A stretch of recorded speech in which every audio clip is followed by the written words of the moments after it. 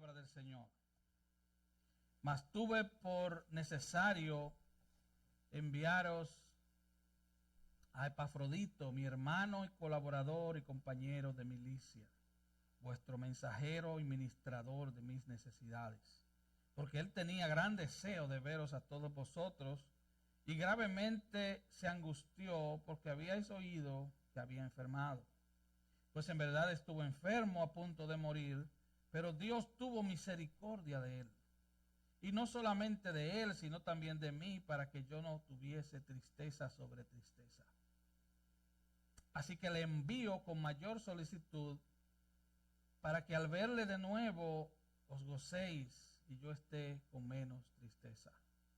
Recibidle pues en el Señor con todo gozo y tened en estima a los que son como él, porque por la obra de Cristo estuvo próximo a la muerte, exponiendo su vida para suplir lo que faltaba en vuestro servicio por mí.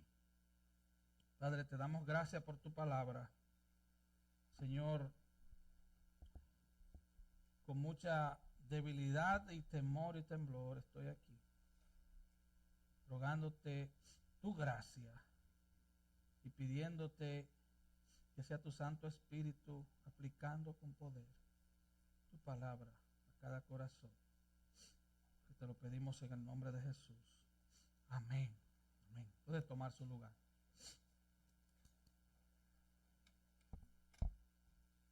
En los últimos 2 domingos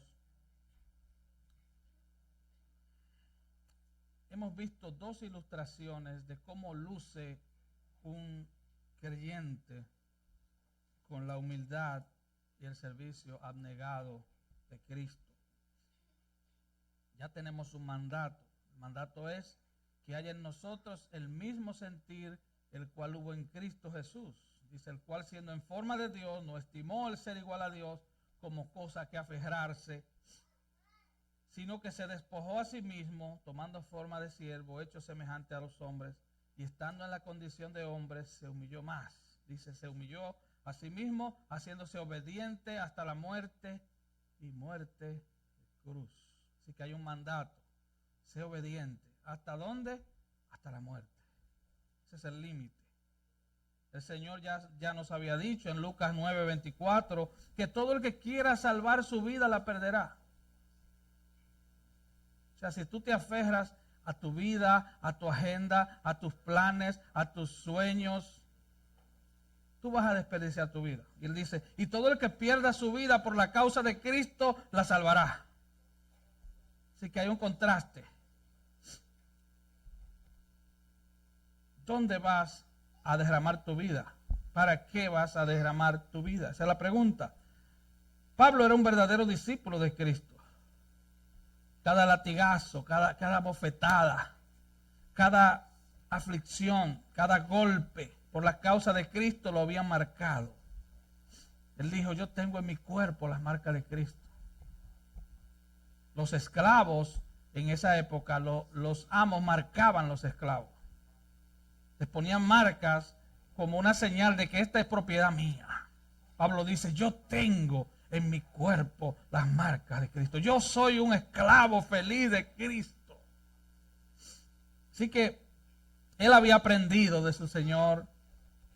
Y el discipulado es eso, es reproducirse en otros. Yo soy seguidor de Cristo, decía Pablo. Imítenme a mí como yo imito a Cristo.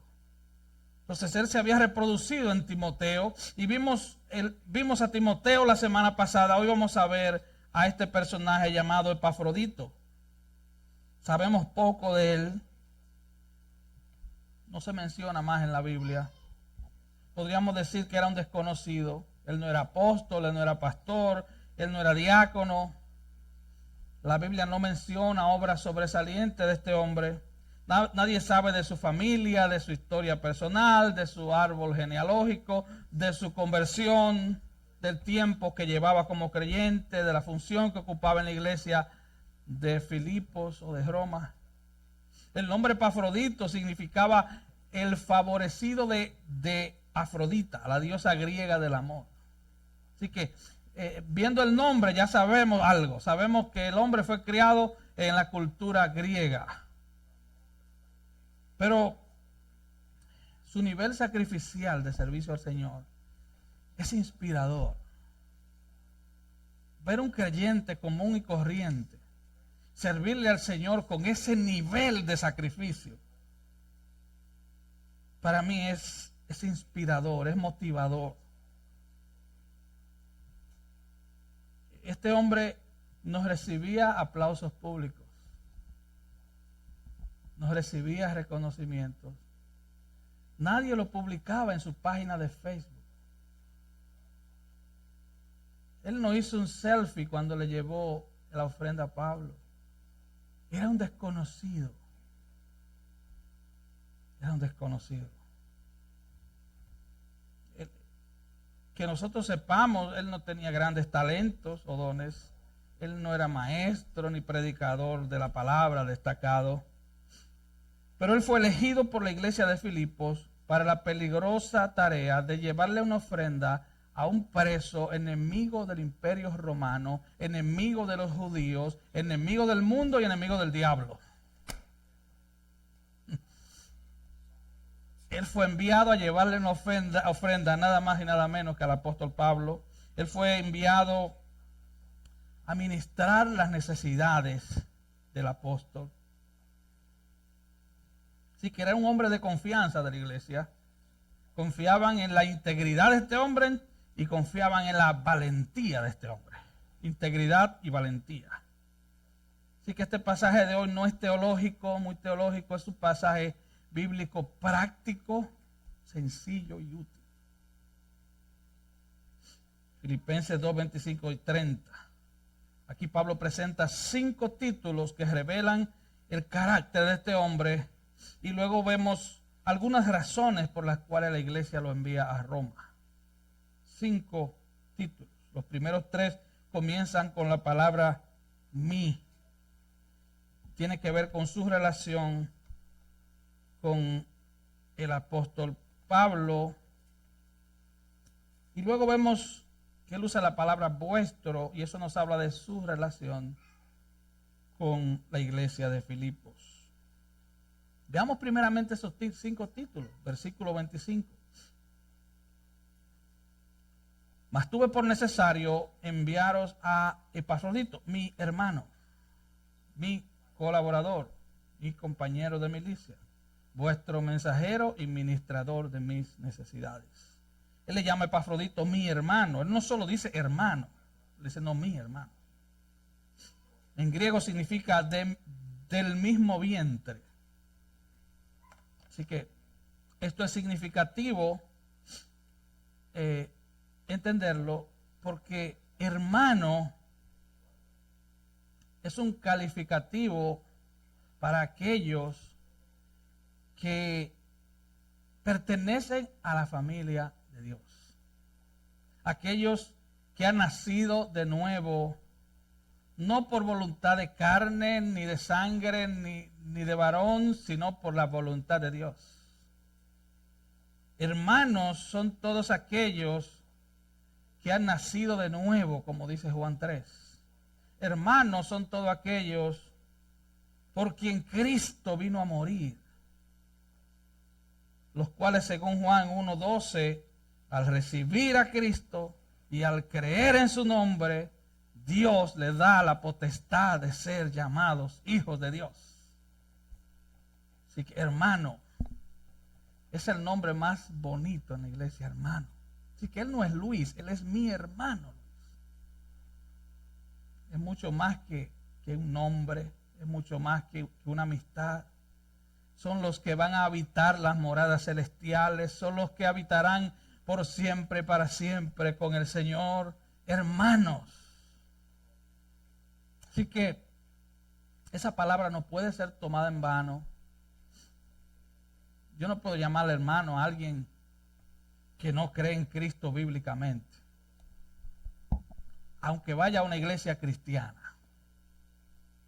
Yo no puedo llamarle hermano a alguien que tenga una mera simple religión, pero que crea a Cristo a su manera, o a la manera de un hombre o de una mujer. Hermano, usted como cristiano o cristiana tiene más en común con un hermano o una hermana de China o de Ucrania que con un tío suyo que vive en su mismo edificio. Yo tengo más en común, y usted como cristiano, con un hermano que usted nunca ha visto, pero que sea creyente en Cristo, que con un pariente cercano, muy cercano a usted. Así que Pablo dice en Romanos 8:29, porque a los que antes conoció también los predestinó para que fueran hechos conforme a la imagen de su Hijo, para que Él sea el primogénito entre muchos hermanos. La Biblia le llama hermanos, y como dice aquel corito antiguo, si Dios es nuestro Padre, tú y yo somos hermanos. Somos hermanos. Y Pablo amaba con amor entrañable esta iglesia de Filipos. Dice Filipenses 4:1, así que hermanos míos, amados y deseados, gozo y corona mía. Amados míos, amados y deseados, gozo y corona mía. Veamos brevemente la historia de un personaje llamado Onésimo. Está en la Biblia, en esa pequeña carta que Pablo le escribe a Filemón. Onésimo era un esclavo. Era propiedad de Filemón. Por la historia, por el contexto, parece que Onésimo le robó algo y se escapó. Y Onésimo cae preso y fue a parar a la celda del apóstol. Allí Pablo le presenta a Cristo y Onésimo se convierte a Cristo. Y mire lo que le escribe Pablo a Filemón de Onésimo. Le dice, Filemón 1:10, le dice, te ruego por mi hijo Onésimo, a quien engendré en mis prisiones, el cual en otro tiempo te fue inútil, pero ahora a ti y a mí nos es útil, el cual vuelvo a enviarte. Tú pues recíbele como a mí mismo. Yo quisiera tenerle conmigo para que en lugar tuyo me sirviese en mis prisiones por el Evangelio, pero nada quise hacer sin tu consentimiento.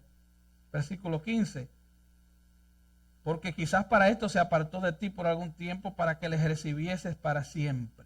Y escuche esto, no ya como esclavo, no lo reciba como esclavo, sino como más que esclavo, como hermano amado. Recíbele como un hermano amado. Y luego le dice, así que si me tienes por compañero, recíbele como a mí mismo. Y si en algo él te dañó o te debe, ponlo en mi cuenta.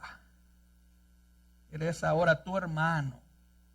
Lo que te haya tomado prestado o robado, eso es parte de su pasado. Él es ahora tu hermano, mi hermano. Y él le dice, sí, hermano, que tenga yo algún provecho de ti en el Señor, conforta mi corazón en el Señor. Así que, hermano, le dice, no, ya no es esclavo, es hermano. El mismo Señor Jesús nos llama hermanos en Hebreos 2:11 y 12. Dice, porque el que santifica y los que son santificados de uno son todos, por lo cual Cristo no se avergüenza de llamarlos hermanos. Cristo delante del Padre habla de ti como hermano. Y luego dice, diciendo, anunciaré a mis hermanos tu nombre. En medio de la congregación te alabaré. Hermano. Ese es el primer título que Pablo le da a Epafrodito. El segundo es colaborador. Pablo llama a Epafrodito mi colaborador. En griego es sunergos, de donde viene la palabra sinergia. Según el diccionario, esta palabra significa cuando entre dos personas, dos o más personas o dos organizaciones trabajan juntos para desarrollar algo de valor. Sinergia, hay una sinergia. Así que esta palabra aparece 13 veces en el Nuevo Testamento y siempre habla de compañerismo afectuoso. No simplemente de una relación oficial. No, yo me congrego en tal iglesia. Yo soy miembro de tal iglesia. No, está hablando de compañerismo, está hablando de amor fraternal. Luego le llama mi compañero de milicia, compañero de armas, compañero de combate. Él lo considera un soldado al igual que él. Él lo ve como un soldado que juntos combaten los enemigos espirituales comunes. Epafrodito era un guerrero espiritual al servicio de Jesucristo. Y Pablo se coloca al mismo nivel de este hombre. Pablo no tenía ese ego. Ya su ego había sido golpeado tanto. Y el capítulo 2 de Filipenses, si usted le ha dado seguimiento a lo que dice, es atacando a nuestro ego. Hay en nosotros el mismo sentir que hubo en Cristo. Ya Pablo le habían desmontado el ego. Entre golpes, persecuciones, cárceles y por último el aguijón en su carne que lo abofeteaba. Pablo se coloca al mismo nivel, porque en la iglesia de Cristo no hay tal cosa como jefes. En la iglesia del Señor no hay jefe. Hay una cabeza que es Cristo. Pero no hay jefe. No hay jefes y subordinados.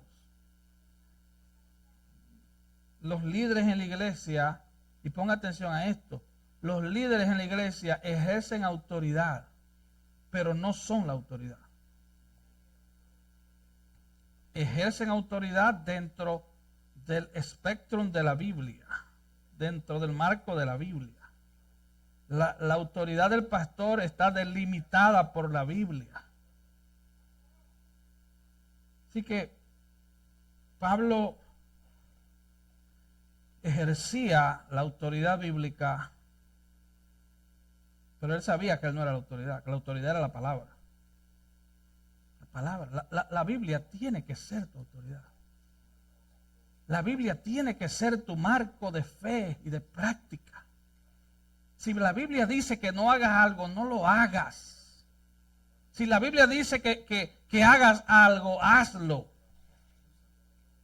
Así que como vimos la semana pasada, Pablo llama a Timoteo hijo amado. Él no se enseñorea de Timoteo.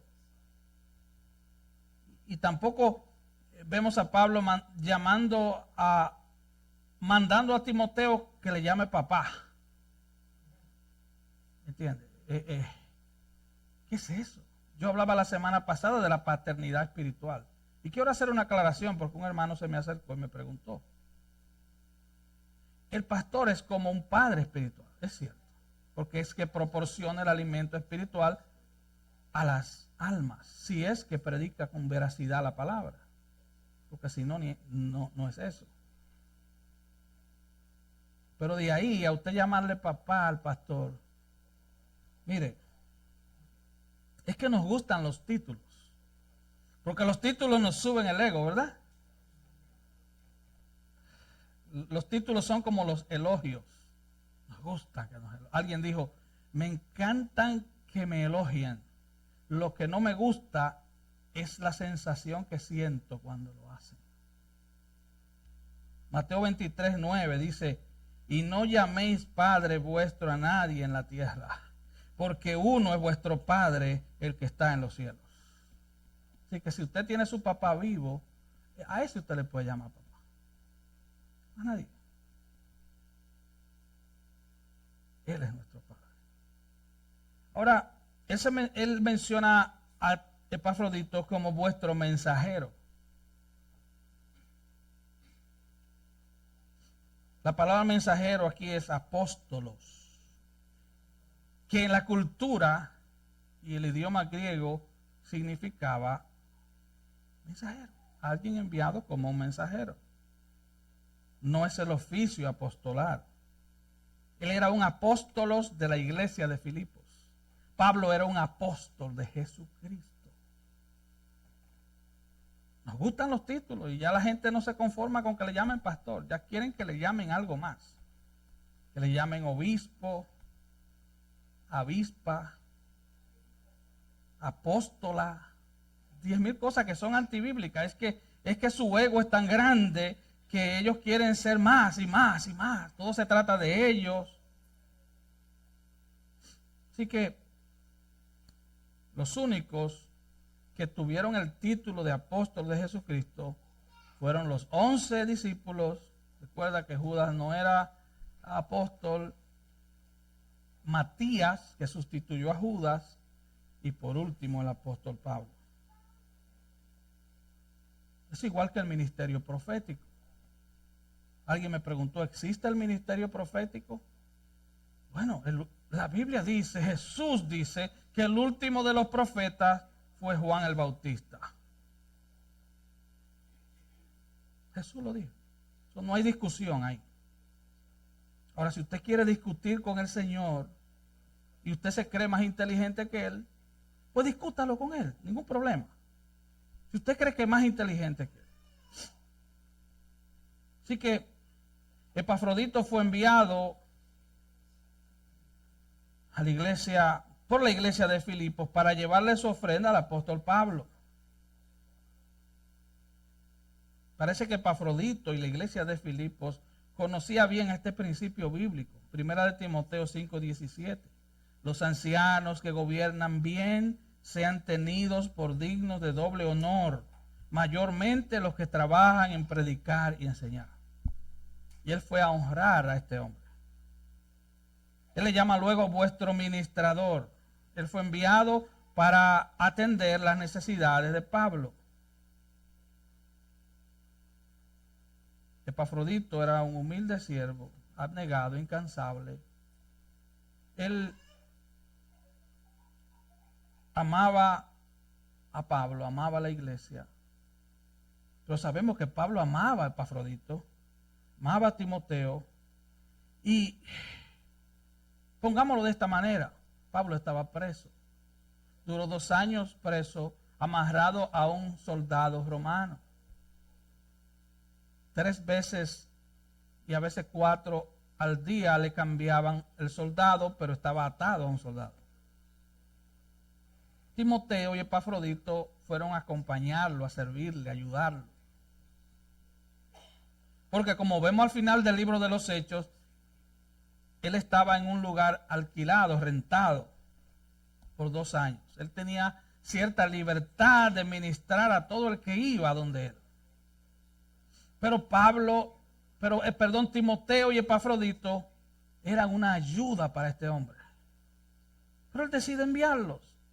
Porque él amaba más a la iglesia que lo que se amaba él mismo. Lo manda de regreso a Filipos. Y vamos a ver las razones. Versículo 26 hasta el 30 nos da las razones. Porque él tenía gran deseo de veros a todos y gravemente se angustió porque había oído que había enfermado. Epafrodito amaba a los filipenses. Y oiga esto, él no estaba angustiado porque él se había enfermado. ¿Qué clase de hombre es este? Él no estaba angustiado porque él estaba enfermo. Él se angustió al saber que la iglesia a la cual él pertenecía se había angustiado. Él estaba angustiado por la angustia de la iglesia.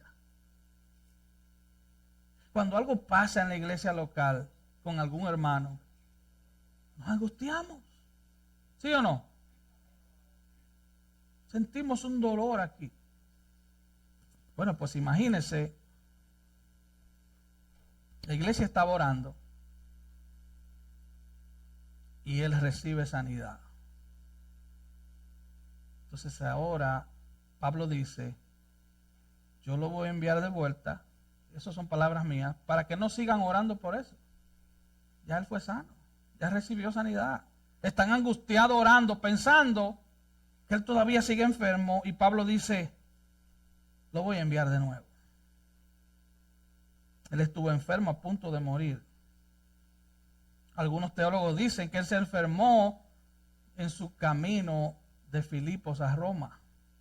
No sabemos si era así. Lo cierto es que se enfermó a punto de morir. Y él está triste.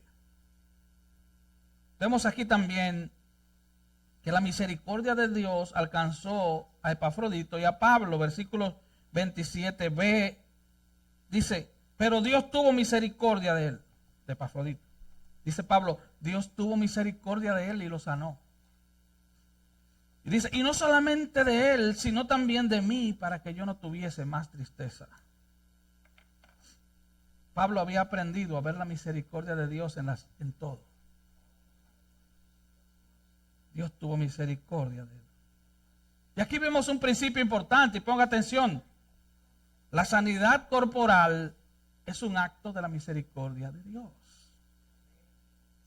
Es misericordia. Usted no se la merece, ni yo tampoco. No vaya a exigirle a Dios. No vaya usted a decirle, Señor, yo te sirvo. Epafrodito se estaba muriendo, sirviendo. Timoteo estaba enfermo del estómago, sirviendo. Y agarran versículos bíblicos y los tuerce para decir que nos merecemos la sanidad.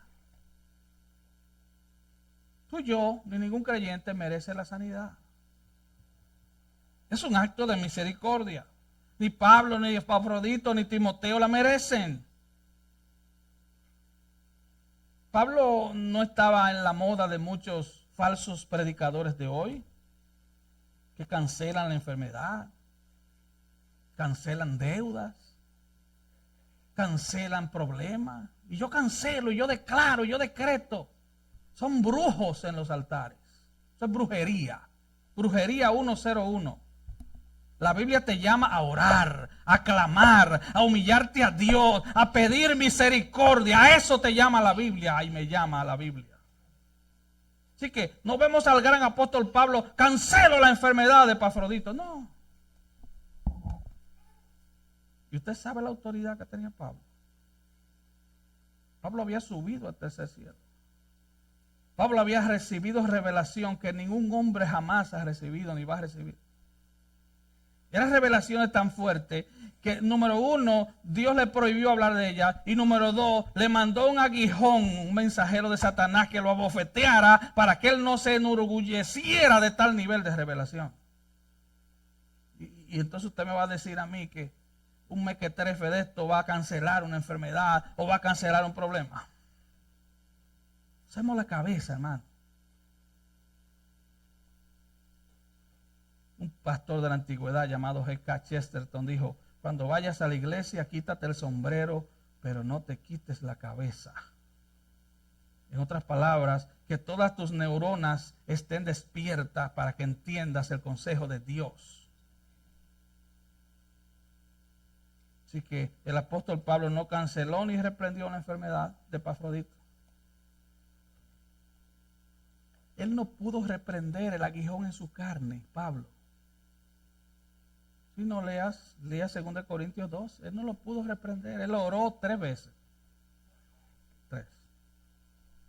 Y a la tercera la respuesta fue, mi gracia te basta. Sigue con tu aguijón, pero que mi gracia sea suficiente para tu vida. Pablo simplemente exaltó la misericordia de Dios. Usted está de pie por misericordia. Dios no te mató anoche. Con tan desobediente que eres y que yo soy, no nos mató por misericordia. Bueno, a mí me despertó mi esposa porque la artritis me tenía abrazado. Levántate. El pastor hubo que levantarlo por si usted cree que es fácil el trabajo. Es la misericordia. No crea que es porque usted es un paquete de bondad. Dicen en Puerto Rico, un estuche de monería. No, hermano. Fue la misericordia de Dios. Como leía María, por su misericordia no hemos sido consumidos, porque grande es su fidelidad. Por su misericordia. ¿De qué te quejas? Dice ese mismo capítulo. ¿De qué te lamentas? Lamentate de tu pecado. ¿De qué nos lamentamos? Despertamos vivos y hasta café tomamos. Gloria a Dios. Y colombiano. Así que él vio la sanidad de su colaborador como un acto de misericordia para Epafrodito y también para Pablo, ya que la enfermedad de su hermano le producía tristeza. Ahora Pablo estaba triste porque sabía que Epafrodito estaba triste al saber que la iglesia de Filipos estaba triste. Ahí no vemos ningún asunto personal. Ningún asunto personal. Lo único que vemos es servicio, abnegación, amor a Cristo. Increíble, un amor a Cristo, wow, que nos da a nosotros un ejemplo a seguir. Aquí vemos también el amor de Pablo por la iglesia. Dice, así que le envío con mayor solicitud para que a verle de nuevo se gocen y yo esté con menos tristeza. Recibirle pues en el Señor con todo gozo y tened en estima a los que son como Él. Pablo amaba a esta iglesia y al final le da un consejo. Tengan en estima a los que son como Él. ¿Qué quiere decir Pablo con esto? Bueno, que hay muchos como Epafrodito. No todo está perdido. No todo está perdido. Hay gente que dice que estamos peor que antes, pero cuando el diluvio solo se salvaron 8. Y solo aquí hay más que 8 creyentes. O sea que estamos mejor que antes. La misericordia de Dios se ha extendido porque donde abunda el pecado, sobreabunda la gracia. Y el cuarto título, o podríamos decir causa, la cuarta causa por la que Pablo le habla a la iglesia de Filipos acerca de Epafrodito, es para resaltar la valentía de este hombre. Dice, versículo 30, porque por la obra de Cristo estuvo próximo a la muerte, exponiendo su vida para suplir lo que faltaba en vuestro servicio por mí. Este era un cristiano que estaba dispuesto a dar su vida en su servicio a Cristo y a la iglesia. La palabra exponiendo en el griego se escribe paraboleumai, que quiere decir desechar. Esto nos habla de poner en riesgo de tal manera la vida que estamos dispuestos a desechar nuestra vida por hacer algo para Cristo. La historia cuenta que en el segundo siglo se formó un grupo de cristianos que en el griego se llamaba parabolani, los parabolani, que en inglés sería como the gamblers y en español sería los que se la juegan. Y esta gente iba a los lugares, iban a predicar a los lugares donde habían enfermos con enfermedades contagiosas peligrosas. Esta gente iban a ministrar a las cárceles más peligrosas. Ellos se la jugaban, le llamaban los que se la juegan, the gamblers. Ellos se jugaban la vida en su servicio a Cristo. Visitaban cárceles extremadamente peligrosas. Ellos proclamaban con valentía el evangelio donde quiera que iban. Hermano, la vida es un riesgo. La vida es un riesgo. Este mundo no es un lugar seguro para vivir. Solo en Estados Unidos en este año van más de 590 tiroteos masivos. Más de 590. Van más de 600 personas muertas en tiroteos. Más de 2.500 heridos este año solamente en Estados Unidos. En cualquier momento entra un loco a una escuela, a su lugar de trabajo o al mío y se lleva 2, 3. Es un riesgo. Los trabajos de muchos de nosotros son riesgosos, ¿sí o no? Bueno, yo me he caído de escalera altísimas 2 veces, a punto de morir. O sea, me he quedado, en una perdí la voz y en otra me fui por un buen rato. La pregunta es, ¿por cuál causa tú vas a arriesgar tu vida? Joven que estás aquí, ¿Por qué causa tú vas a arriesgar tu vida? Para ganarte un cheque, está bien, hay que hacerlo. Pero tú no vas a recibir recompensas eternas por ganarte un cheque. Lo único que vas a poder hacer es pagar biles.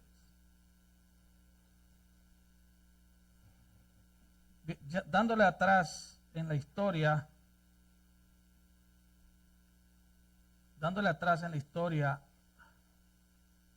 vemos por ejemplo Santiago, el hermano del Señor,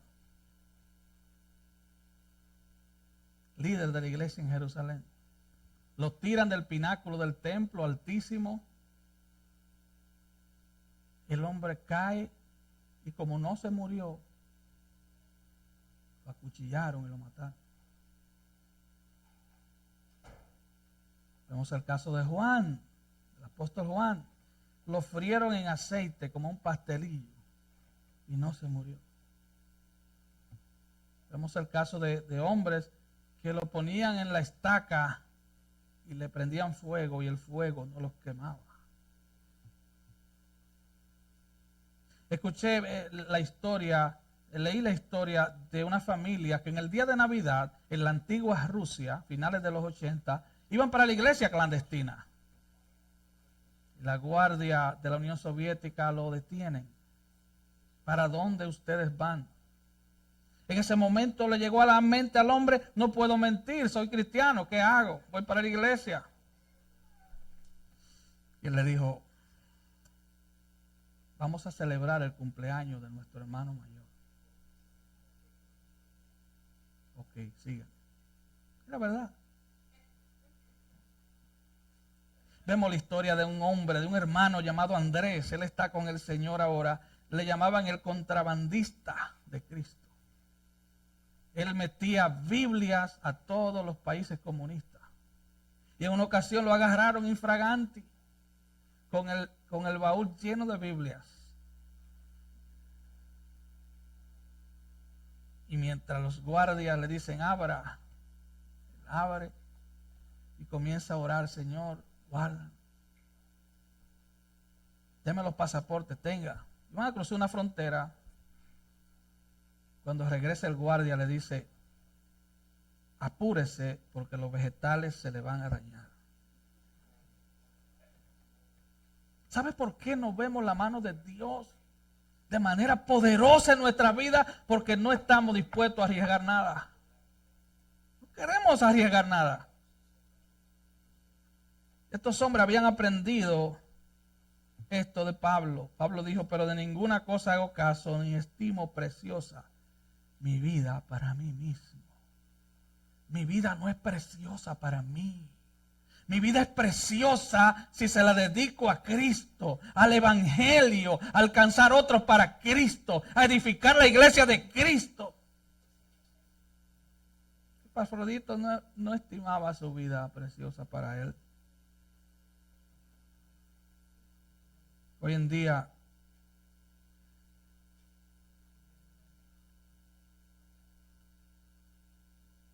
nuestra meta debería ser esa. Predicar el Evangelio. Si tú has entendido de qué te ha librado el Señor, si tú has entendido el lugar de honra que tienes reservado, entonces deberías predicar a Cristo. No vivir una vida a medias, una vida mediocre. Quiero terminar con unas palabras del Señor Jesús sobre el costo de seguirlo. Marcos 8:34 al 36. Y llamando a la gente y a sus discípulos les dijo, si alguno quiere venir en pos de mí, niéguese a sí mismo, tome su cruz y sígame. Porque todo el que quiera salvar su vida, la perderá. Y todo el que pierda su vida por causa de mí y del Evangelio, la salvará. Porque ¿qué aprovechará al hombre si ganare todo el mundo y perdiere su alma? No puedes llegar al tope de tu gloria humana. Puedes ser el mejor en los deportes, puedes ser el mejor en la universidad, puedes tener los mejores carros, puedes tener las mejores casas, las mejores propiedades. Puedes hacer como Pablo Escobar, hacerte una fogata con $1,000,000 para calentarte. ¿De qué te vale?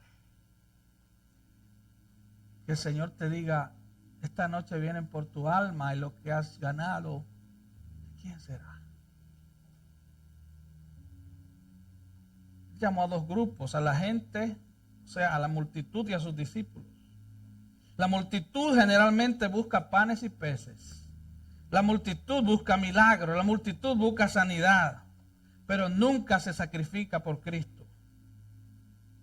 En Juan 6:26, Jesús le dice a la multitud, ustedes me buscan porque comieron pan y se hartaron.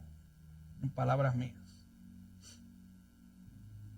Pero Jesús también le recuerda a sus discípulos el costo de seguirle. Niéguese a sí mismo, tome su cruz y sígame. La cruz de Cristo revela tu salvación si eres cristiano. La cruz que tú debes cargar revela que tú eres salvo.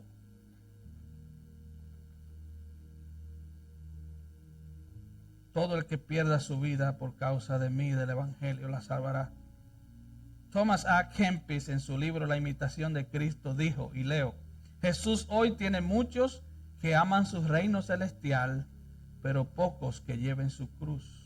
Muchos que anhelan consuelo, pero pocos que anhelan sufrir. Mucha gente que desea compartir su banquete, pero no su ayuno. Todo el mundo quiere participar de su regocijo, pero pocos están dispuestos a sufrir cualquier cosa por amor a Él.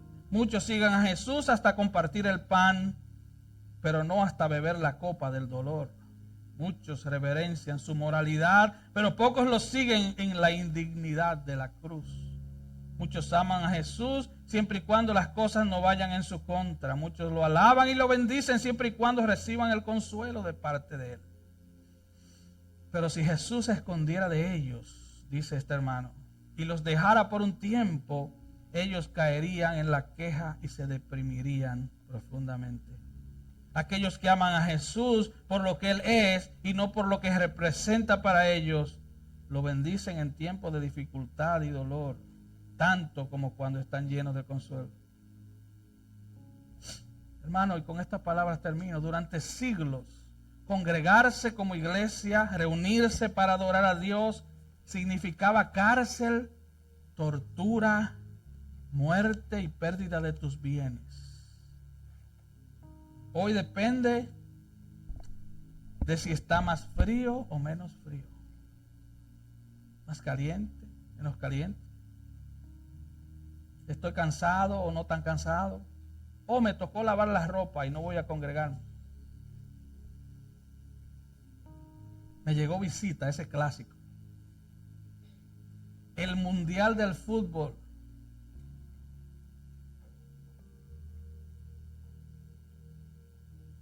Oh, que el Señor tenga misericordia. Debemos clamar a Dios por misericordia. Porque parecemos una caricatura barata de lo que es la iglesia de Hechos capítulo 2. Que el Señor nos ayude. Hermano, ¿qué estás sacrificando para servir a Cristo? ¿Qué te cuesta servir a Cristo? ¿O tú eres de los cristianos populares con el mundo?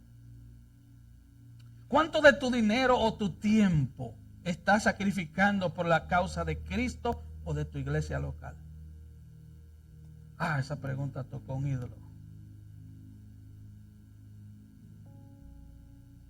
¿A quién o a qué le has dicho que no para decirle sí a la voluntad de Dios? ¿A qué o a quién? Hermano, examinemos nuestro corazón, examinemos nuestro nivel de compromiso con el Señor, examinemos nuestro nivel de sacrificio, examinemos nuestra lealtad ¿A quién le estamos rindiendo nuestra lealtad? Y pidámosle al Espíritu Santo que derribe los ídolos que hay en nuestro corazón, que nos impide sacrificarnos para Él. Uno de los ídolos más comunes en Estados Unidos, en la iglesia, es la comodidad. Pero aquí en la Biblia vemos hombres que dieron sus vidas, que se enfermaban por servir a Cristo y no decían ni ji. Seguían adelante, seguían adelante.